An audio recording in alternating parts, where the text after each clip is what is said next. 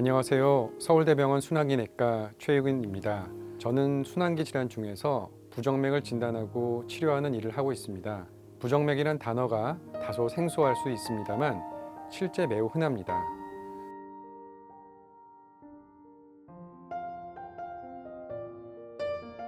살면서 가슴이 두근거리는 경험은 한 번쯤 해보셨을 거라 생각됩니다. 하지만 부정맥을 가지고 있는 분들은 가만히 혼자 있을 때도 심장이 두근거린다고 하십니다. 심장은 우리 몸에서 펌프 역할을 하면서 각 장기와 조직으로 필요한 혈액을 공급해주는 역할을 하고 있습니다. 마치 자동차의 엔진과 같은 기관이죠. 이러한 심장이 펌프 기능을 유지할 수 있게 규칙적으로 스스로 박동을 만들어내야 하는데 부정맥은 이런 규칙적인 박동이 깨진 상태를 말합니다. 심방세동은 부정맥 중에서 심방에서 발생하는 빈맥, 빠른 맥의 한 종류입니다. 심방의 정기적 신호가 불규칙적으로 발생하여 분당 400에서 600개 정도의 빠르기로 수축하고 있는 상태입니다. 이렇게 정기 신호가 비정상적으로 매우 빠르게 제멋대로 발생하게 되면 심방은 정상적인 수축을 하지 못하게 됩니다. 이를 가장 쉽게 알 수 있는 방법은 본인의 손목 맥박을 측정하는 것입니다. 이를 통해 규칙적인지 불규칙적인지 확인해 보실 수 있습니다. 심방세동은 임상에서 가장 흔한 부정맥이고 전체 인구의 약 1%를 차지하고 있습니다. 하지만 최근 들어 건강검진의 보편화와 인구 고령화, 고혈압, 심부전, 당뇨, 비만 등이 증가하고 있어 심방세동 환자도 급증하고 있습니다. 향후 20년 이내에 전체 인구의 약 4에서 5%를 차지할 것으로 예상하고 있습니다. 또한 성인 4명 중 1명은 평생 한 번 이상의 심방세동을 경험할 정도로 매우 흔한 질환입니다. 심방세동의 진단은 심전도로 하게 됩니다.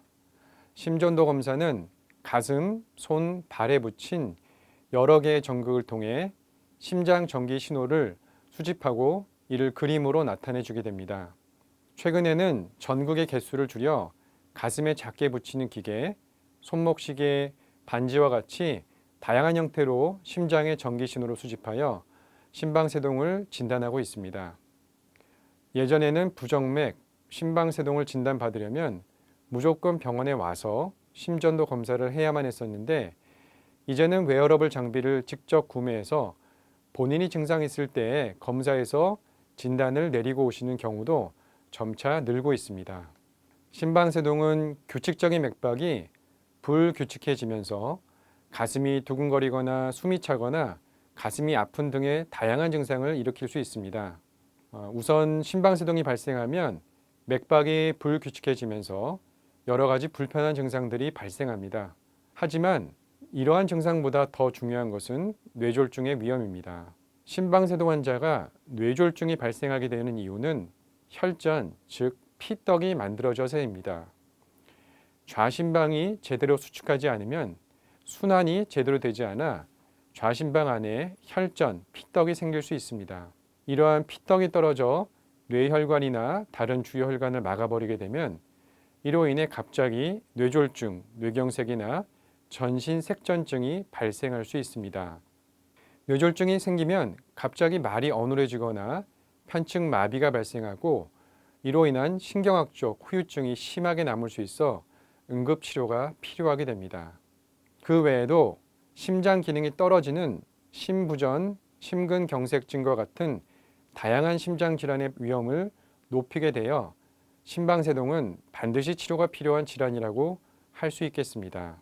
심방세동이 오래되어 증상이 없는 분들 중에서 증상이 없는데도 치료를 꼭 해야 하냐고 물어보시는 분들이 적지 않게 계십니다. 정답은 치료가 필요하다입니다. 증상이 없다고 치료를 받지 않으시면 뇌졸중 생길 위험성이 더 높아지게 됩니다. 따라서 뇌졸중의 위험이 높은 심방세동 환자분들은 증상이 없으시더라도 꼭 뇌졸중 예방 치료를 받으시는 것을 추천합니다. 심방세동의 치료는 크게 4가지로 나눌 수 있습니다. 첫 번째는 뇌졸중 예방이고 두 번째는 심방세동 증상이 있는 분들은 증상 조절입니다.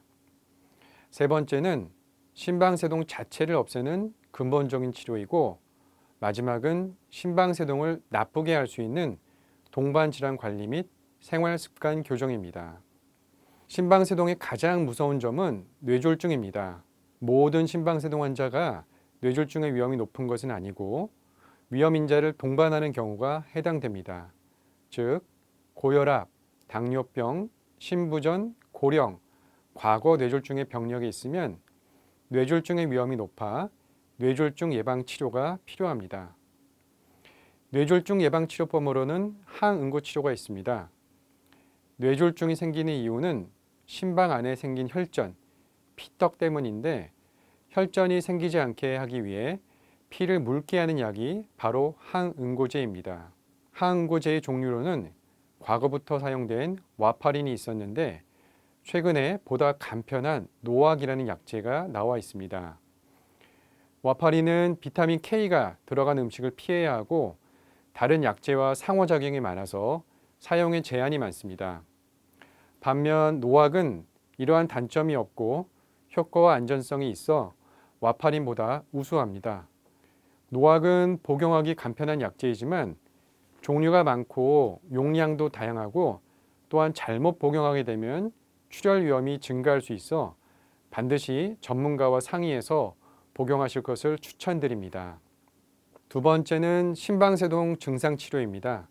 심방세동으로 인해 두근거림, 호흡곤란, 흉통과 같은 증상이 있는 경우 심박수를 조절하기 위해 약물 치료를 할 수 있습니다. 심방세동 증상이 없으신 분들은 증상 치료를 하지 않는 경우도 있습니다. 하지만 증상을 조절하는 것이지 병의 근본을 치료하는 것은 아니라는 한계가 있습니다. 세 번째로는 심방세동을 보다 근본적으로 치료하는 방법이 있습니다. 치료법에는 크게 세 가지가 있는데요. 항부정맥 약제, 전기적 동일동 전환술, 전극도저 절제술이 있습니다.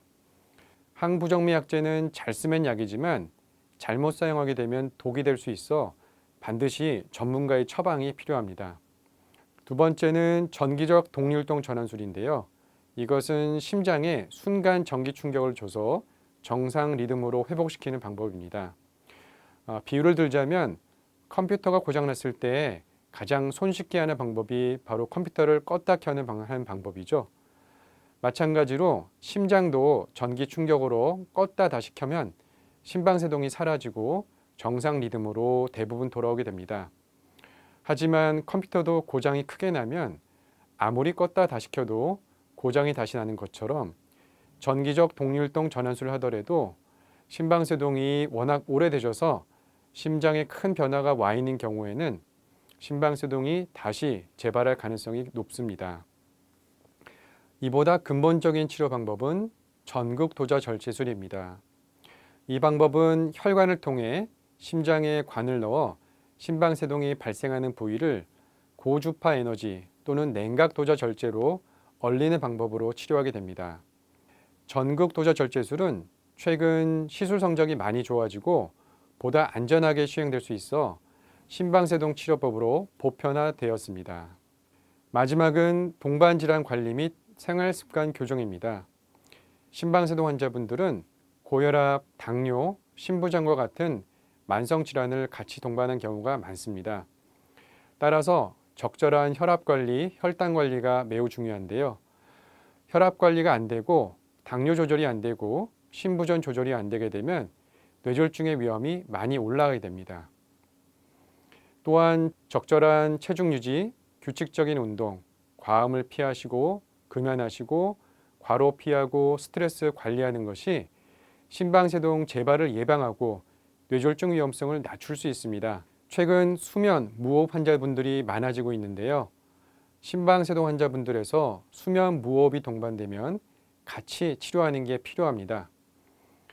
이러한 동반질환 관리 및 생활습관 교정은 심방세동을 사전에 예방할 수 있는 효과도 있어 심방세동이 걱정되신 분들도 꼭 기억하셨으면 좋겠습니다.